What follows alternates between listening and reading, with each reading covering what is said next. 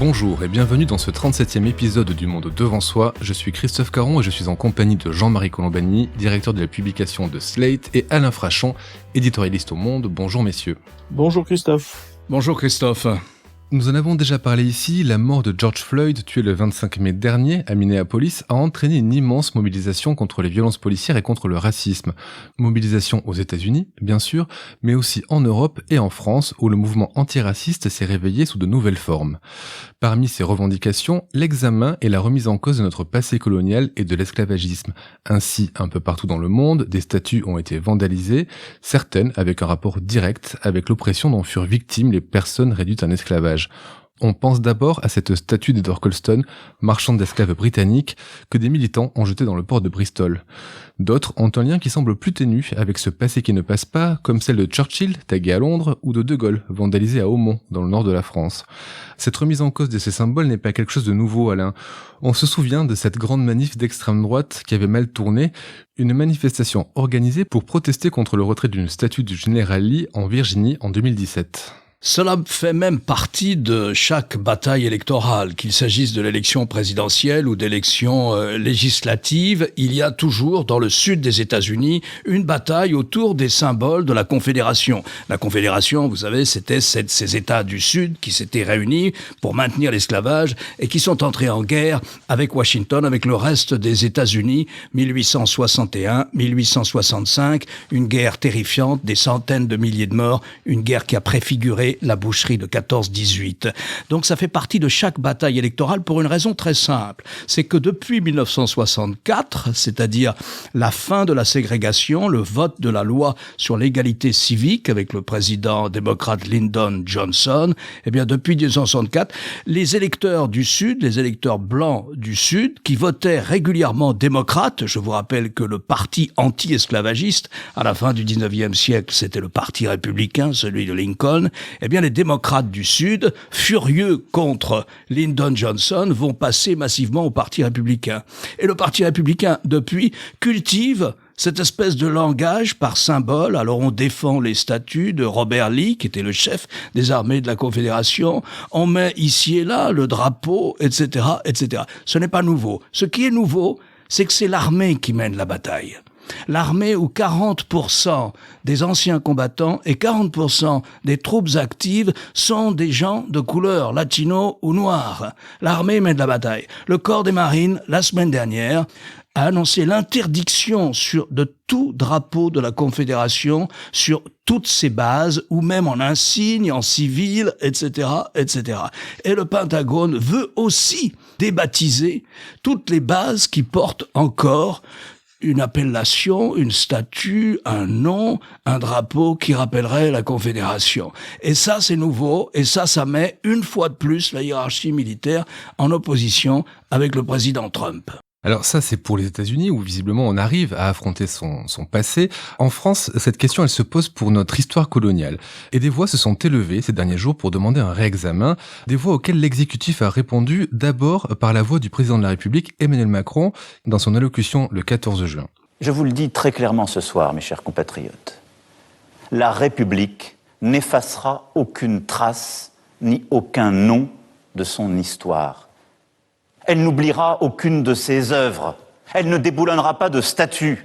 Jean-Marie, comment est-ce que vous expliquez cette fin de non-recevoir de la part d'Emmanuel Macron ? Je pense qu'Emmanuel Macron a voulu répondre évidemment à une partie de la droite et bien s'ancrer à droite, parce que le débat a été au fond capté et un petit peu masqué ou obscurci par le fait que le mouvement antiraciste a été marqué par la présence de groupes qui sont des groupes minoritaires, mais qui sont des groupes qui sont radicaux, qui mettent en avant la notion dite de privilège blanc, qui sont porteurs de haine et qui effacent le fait que la mobilisation antiraciste qui a eu lieu contre les discriminations est une mobilisation beaucoup plus large, qui touche une large partie de la jeunesse et qui est en elle-même un phénomène positif. Donc il a voulu répondre à cela, ce faisant en disant la République ne déboulonnera aucune statue. Le problème, c'est que il faut pas confondre l'histoire et la mémoire. L'histoire, c'est quelque chose d'évolutif, c'est quelque chose qui est constamment discuté, remis en perspective, réévalué de génération en génération. Les statues, c'est l'inverse. Les statues, elles figent un débat, elles figent un moment au bénéfice de ceux qui ont érigé la statue. Cette statuaire, d'ailleurs, évolue aussi au fil du temps. Et je voudrais rappeler au président de la République que un des premiers actes des républicains, lorsqu'ils rétablissent la République après le Second Empire, c'est de déboulonner les statues de Napoléon, de l'empereur Napoléon, qui d'ailleurs n'ont jamais réapparu. Et de même que, où que ce soit dans le monde, d'ailleurs, lorsque l'on abat un tyran, eh bien, on enlève sa statue, on déboulonne sa statue. On enlève les statues de Staline lorsqu'il y a une petite éclaircie libérale qui survient en Russie. En France, on n'imaginerait pas une statue ou de laisser en place une statue du maréchal Pétain ou des rues nommées au bénéfice du maréchal Pétain. Alors, ce qui a fait polémique récemment, c'est la statue de Colbert, et c'est le rôle et la place de Colbert, qui est l'auteur du Code noir, qui donc introduit dans le droit de l'Ancien Régime l'esclavage, mais qui en même temps est quelqu'un dont nous portons encore la marque, puisque une bonne partie de la philosophie même de l'État français, sa construction en tant qu'État-nation, doit en grande partie aussi à Colbert. Et donc il y a toute une bataille qui s'est nouée autour de cette statue, et c'est sans doute à cela, je pense, que pensait Emmanuel Macron. Donc il y a une solution qui serait assez simple dans ce genre de situation. Si l'on veut déboulonner des statues, il faut les mettre au musée, et non pas les détruire. Les mettre au musée, ça signifierait qu'on peut à nouveau contextualiser, expliquer, mettre en perspective ce qu'une seule statue ne suffit pas à faire, évidemment. À ce propos, je voudrais qu'on écoute Édouard Philippe qui était face aux sénateurs, c'était le 17 juin. C'est notre histoire, avec des choses glorieuses, avec des choses plus compliquées, et même avec des choses qui ne sont en rien glorieuses et qui sont franchement sombres. Peut-on me désigner une période de l'histoire, un homme ou une femme, qui, ayant fait quelque chose, serait de toute évidence et dans tous les aspects lumineux et n'aurait pas sa part d'ombre? Je reviens à Colbert, Jean-Marie, ce grand commis de l'État qui a révolutionné la France et qui a sa part d'ombre, une sacrée part d'ombre, c'est donc ce code noir dont vous nous avez parlé. Colbert semble rester intouchable pour beaucoup. Pourquoi est-ce qu'on ne pourrait pas discuter la place qu'il occupe dans notre histoire ? Oui, on pourrait le discuter. On peut d'ailleurs faire référence à ce qu'a dit Jean-Marc Ayrault, l'ancien Premier ministre, qui préside la Fondation pour la mémoire de l'esclavage, et qui a rappelé que pour un certain nombre de nos compatriotes, l'histoire coloniale, l'histoire de l'esclavage est quand même encore une blessure auquel il faut sans doute prêter attention. Donc le discuter, oui. Et Jean-Marc Ayrault propose non pas d'enlever la statue de Colbert qui trône devant l'Assemblée nationale, mais de débaptiser la salle Colbert qui, à l'intérieur de l'Assemblée nationale, rend hommage à nouveau à Colbert. Donc ça me paraît une position assez modeste et assez sage.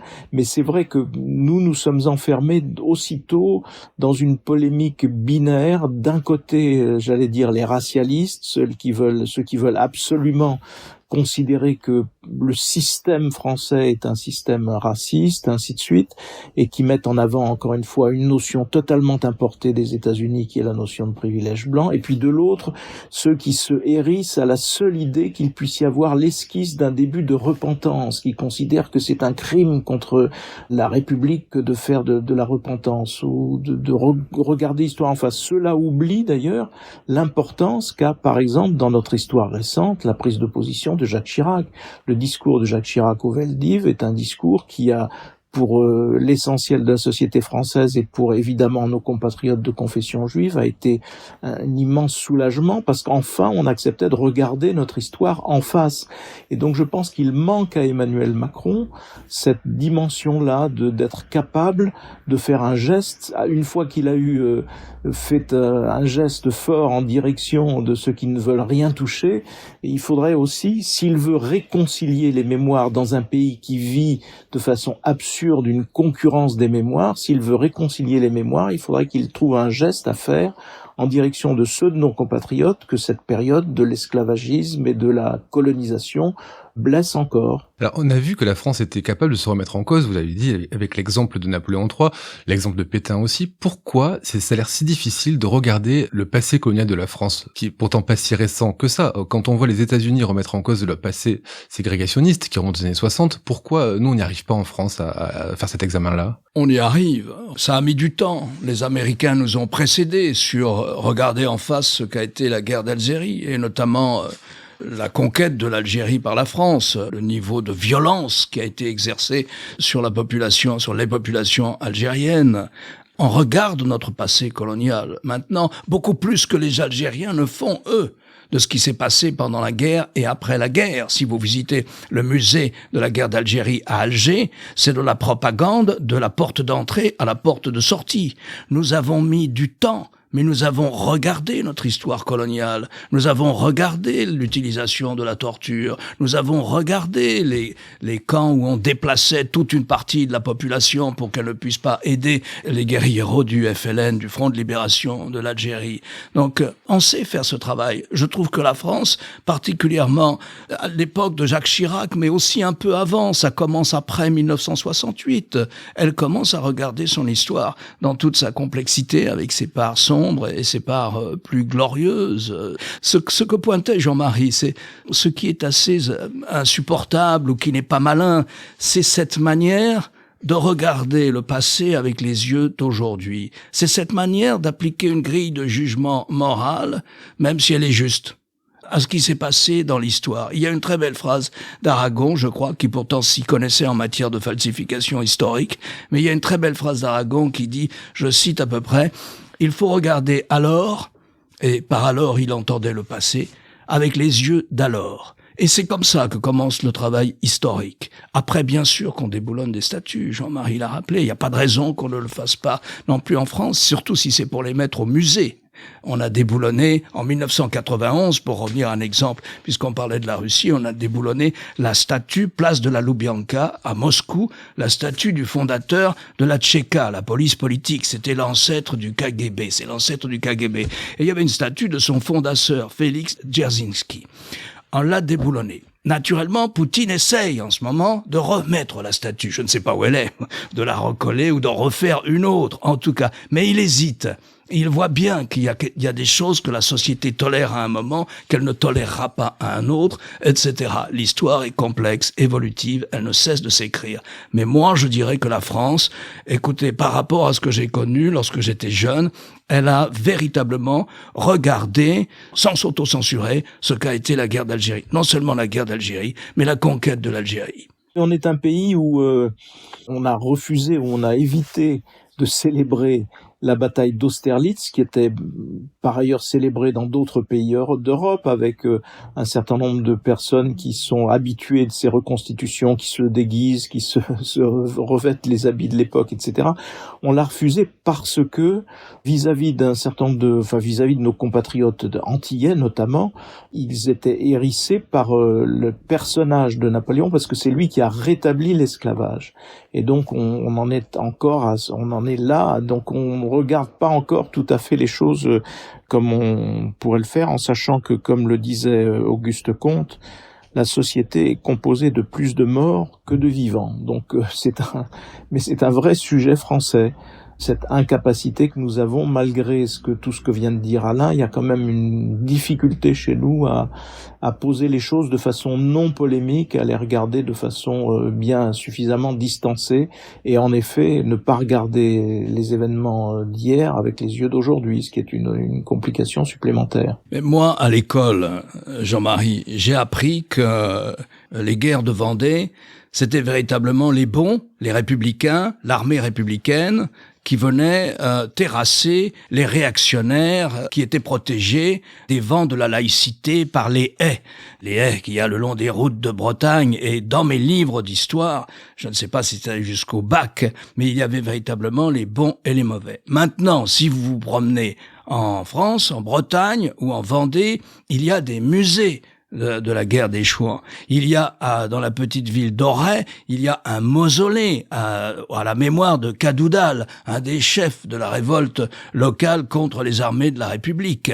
Donc voilà aussi un exemple qui montre que l'histoire, non seulement elle évolue, mais l'histoire que nous racontons évolue aussi. Je voudrais revenir à ce que vous disiez, Jean-Marie, sur le geste qu'a fait Emmanuel Macron envers ceux qui ne veulent pas réécrire l'histoire. Dans son allocution du 14 juin, vous avez dit qu'il pourrait faire un geste pour le camp opposé, celui qui veut déboulonner ses statuts. Quel geste il pourrait faire, justement, en leur direction? Je ne sais pas, mais ça passe évidemment par des paroles et par un discours et par une attitude, mais je ne sais pas ce qu'il pourrait faire. Moi, je pense que s'il y a des statues à déboulonner, encore une fois, il faut les mettre au musée, parce qu'il faut pas les détruire, mais il faut que le musée soit le lieu où on peut réexpliquer les choses et les mettre en perspective. Et c'est probablement vrai de l'histoire, malgré tout, toujours de l'histoire coloniale. Alors, il y a un musée de l'immigration qui est à Paris, mais qui a été un temps laissé en déshérence, qui a repris vie il y a quelque temps.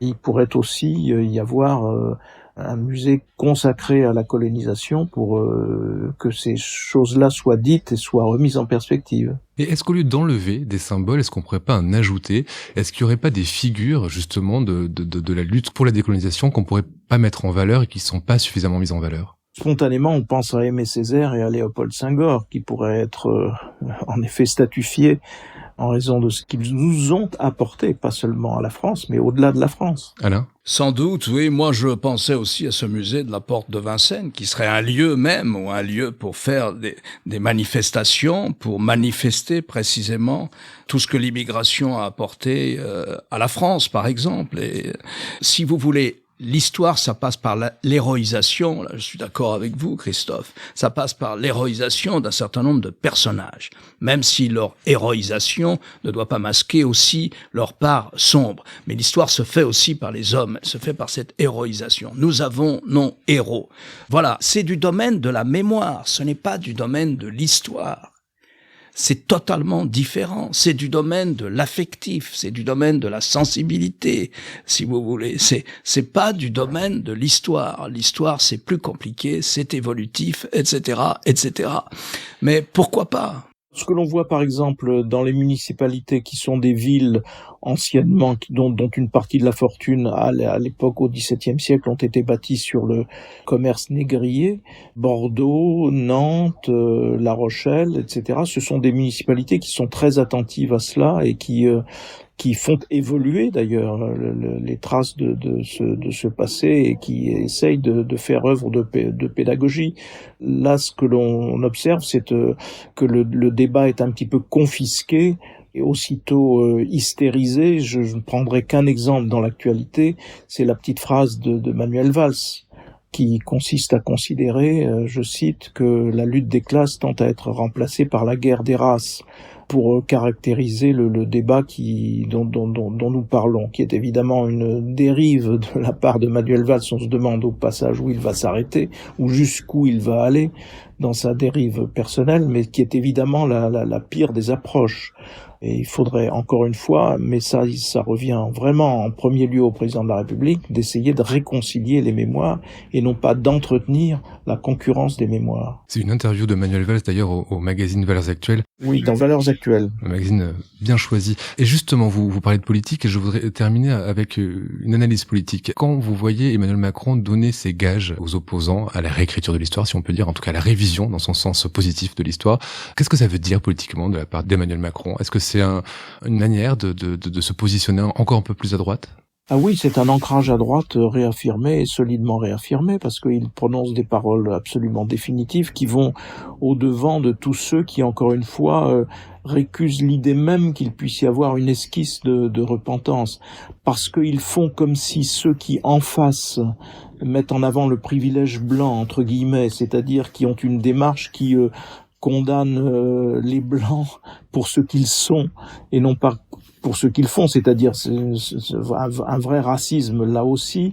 Il fait comme si ceux-là représentait la masse de ceux qui peuvent se mobiliser contre les discriminations ou qui constatent simplement qu'il y a des discriminations, qu'un certain nombre de nos compatriotes sont discriminés à l'embauche, sont discriminés quand ils cherchent un logement, sont l'objet ou peuvent faire l'objet d'actes de contrôle aux faciès et ainsi de suite. Donc c'est une façon de nier cela et de rapporter ce débat au fait qu'il y a une minorité agissante, essentialiste, qui flirte avec un racisme anti-blanc. En effet, comme si cela pouvait résumer le combat antiraciste. C'est évidemment une malhonnêteté. Le fait que le président de la République ait accompagné ce mouvement nécessite pour le moins un rééquilibrage.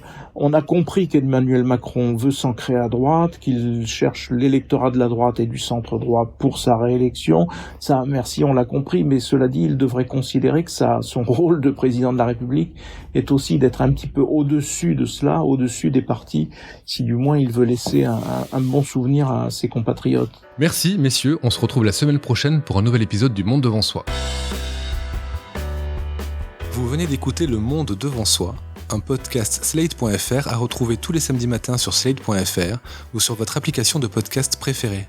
Si vous avez aimé, n'hésitez pas à vous y abonner et à nous mettre 5 étoiles.